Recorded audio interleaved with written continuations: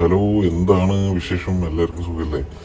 ഇന്ന് ഞാനും എൻ്റെ ഒരു ഫ്രണ്ടും കൂടെ ഷാർജ അൽനാദയിൽ ഒരു ചെറിയൊരു മീറ്റിംഗ് ഉണ്ടായിരുന്നു.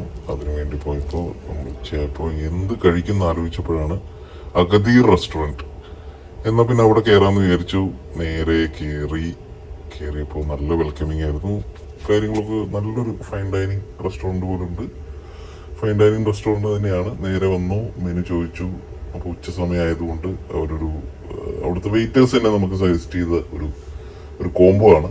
ഒരു ghee rice combo with chicken പരിപാടിയൊക്കെ ആയിട്ട് സംഭവങ്ങൾ ഓരോന്നോരോന്നായിട്ട് വന്നു.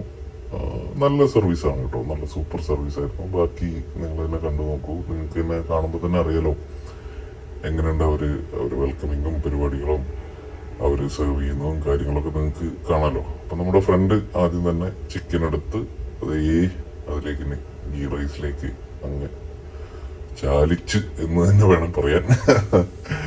അപ്പൊ അതിങ്ങനെ എടുത്തിട്ട് മൂപ്പര് കഴിക്കാൻ തുടങ്ങി. ഞാൻ കഴിച്ചില്ല, ഞാൻ വീഡിയോ എടുക്കേണ്ട കാരണം ഞാൻ കഴിച്ചില്ല, ഞാൻ സ്റ്റാർട്ട് ചെയ്തില്ല.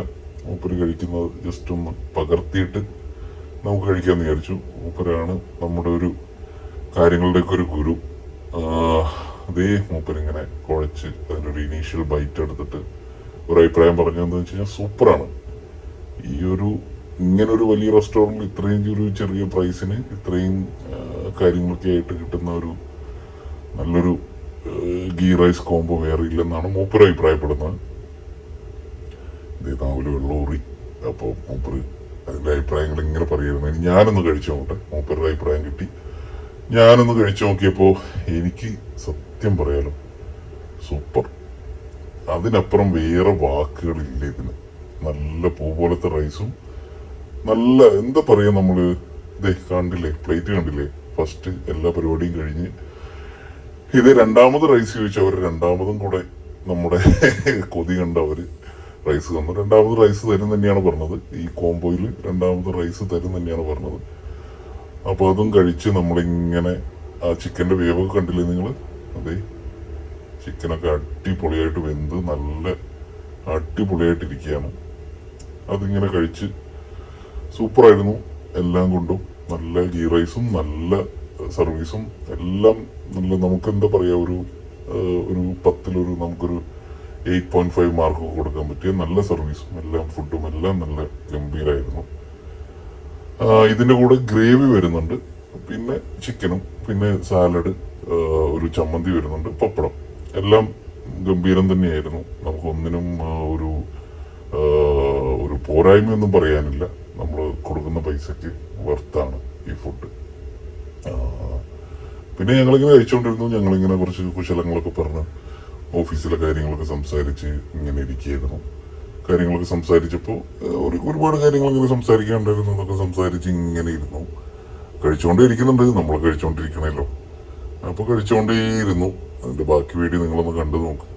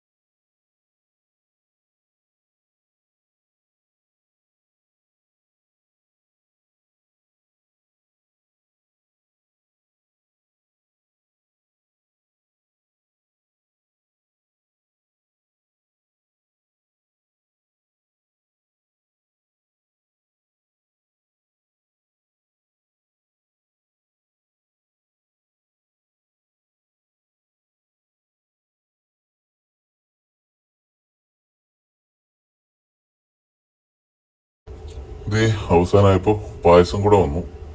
പായസത്തിൻ്റെ കാര്യം പറയണ്ടല്ലോ. നിങ്ങൾക്ക് കാണുമ്പോൾ തന്നെ അറിയാലോ എന്തോരം ടേസ്റ്റ് ഉണ്ട്, എന്തോരം കാണുമ്പോൾ തന്നെ നിങ്ങൾക്ക് അതിൻ്റെ ഒരു ക്വാളിറ്റി മനസ്സിലാവുമെന്ന് പ്രതീക്ഷിക്കുന്നു. നല്ല പായസമായിരുന്നു.